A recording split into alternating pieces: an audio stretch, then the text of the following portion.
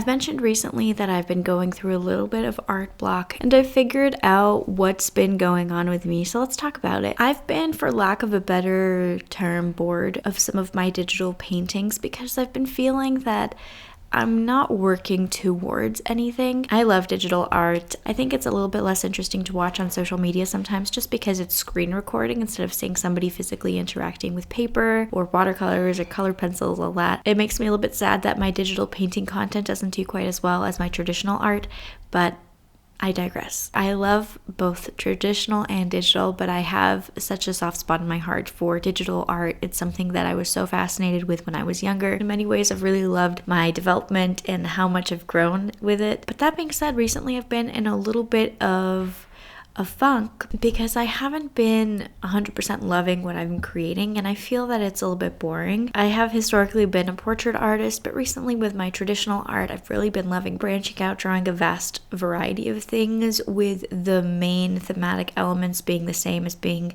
provincial, cozy, idyllic. Not so much worrying about what the specific subject matter is, but more so the vibe that it creates. And with my digital art, I feel that I've been stuck doing portraits. There's nothing wrong with portraiture. I love portraiture. I have been craving making a digital painting that I want to look back at over and over again to be so super proud of creating, and I haven't had that in the past couple of months. So I realized something needs to change because I love digital art and there must be a reason why I haven't been really resonating with my own art recently. Thinking between where my traditional art has really been successful recently and where my digital art has been failing me a little bit, I came to the conclusion that I am not experimenting enough with my digital art. The reason that I found out that I do love portraiture when I first started out with digital art was because I was experimenting with drawing so many things and figuring out what I enjoyed painting and what I didn't. And so I tried to draw backgrounds, still life, animals, and I didn't enjoy those things. And I finally came to the conclusion I loved portraiture. But recently I've been stuck in that mindset that this is what I love and this is what I do, and I haven't been experimenting with different techniques, different subject matter with my digital art because I've been having this thought that I am a portrait artist.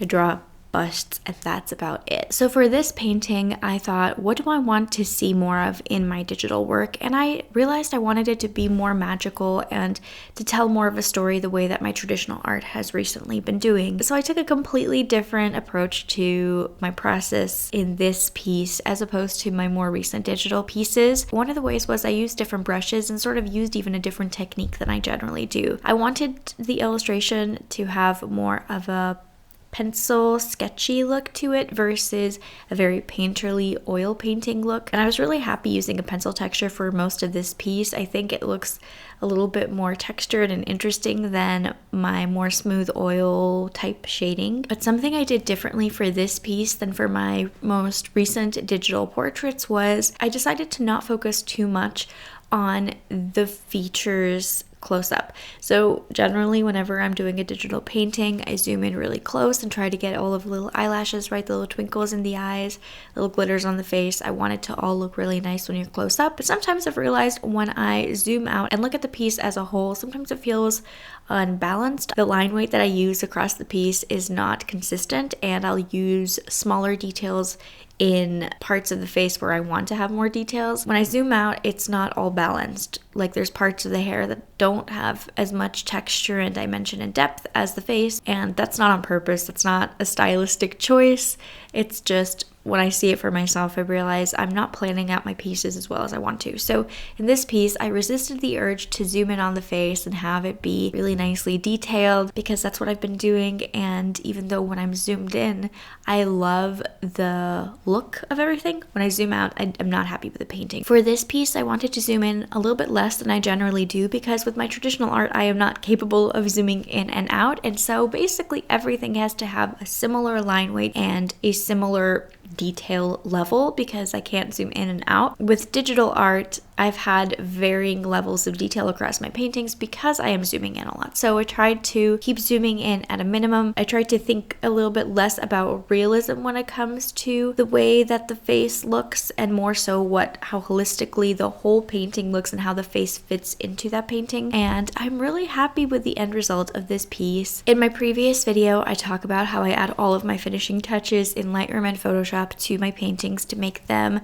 go from just a painting to a complete work of art. And I did mention in that video that I have a huge project from college, so 3-4 years ago, that I absolutely loved. I still look at right now, and I absolutely love the illustrations that I did for it. It's not fully finished, but that I have never shared with you and that I really want to. I had a publication class, and in the class you were supposed to make a magazine, an issue of a magazine. A lot of people took photos of their dorms, like dorm decor, and you also had to have like 2 advertisements, so like make a Nike advertisement or Drunk Elephant advertisement or something for inside of your magazine. Well, me, being an overachiever, working too hard for literally no reason, not in a good way, not in a pat myself on the back, in like a stupid way, I decided that I was going to make a almost scientific journal from the 1800s with illustrations of Southeast flora and fauna inspired fairies and sprites. I created all of these stain textures for the background of the pages, splatter textures. I used gouache, watercolor, and pencil to create all of these drawings of the environments, of the food that they eat, of the clothes that they wear. It was really beautiful. If you would believe it, it's one of the worst semesters I've ever had, and also one of the worst times of my life where I had completely overwhelmed myself with work and my OCD was at an all-time high. And I cut off several really close-knit friendships that I had because I was just not in a good place. It's funny to say, but I made so many sacrifices for one of the things being this scientific journal of fairies. So I want something to come out of it and for it to not just be a school project that I burned bridges over for no reason. I don't necessarily want to show you the project as it stands, as I had submitted it, because I did not have the proper time to finish it all. I was pulling all-nighters several times a week. Like, you don't understand. I was so unhealthy, and for one of the reasons was working on this insane project that I undertook. I was also taking 18 credits, and this publication class was part of my BFA. Like, everybody else I knew was taking a BS and did not have to take this class, so I kind of just put myself through it for no reason. Don't ask me why I got a BFA and not a BS. I just think I wanted to make it much harder on myself, again, for no reason. So anyway,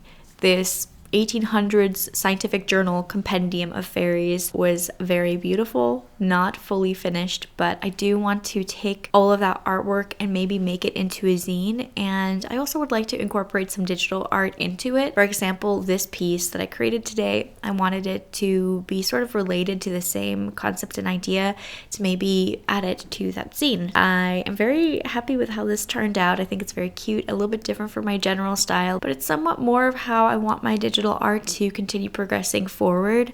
I love drawing portraits and there's nothing wrong with that, but when there's not a lot of messaging or story behind my art, sometimes I get a little bummed and stuck. I'm like, oh, I wanted to make you feel something, not just, oh, this is pretty. That's my story about this drawing. I'm curious to know your thoughts. Do you like this illustration? Does it feel a little bit different than what I generally do for my digital art? And if you have any ideas on subject matter storytelling you'd like to see in my digital art, let me know, because it's exciting to challenge myself a little bit more with my digital art, especially since I don't feel challenged when I am painting just portraits. I'm excited to see the direction that my digital art is going to take if I do change my mindset a little bit. But I am now finally out of a rut, which is amazing. Let me know what new videos you want to see from me. I put new videos out every Tuesday and Thursday. If you enjoy this video, give me a thumbs up, subscribe. You can turn on notifications to be notified whenever I post a new video. I also post all of my artwork on Instagram, and I also post process work and some more personal stuff on my TikTok if you want to follow me there. But thank you so much for watching this video, and I'll talk to you in the next one. Bye.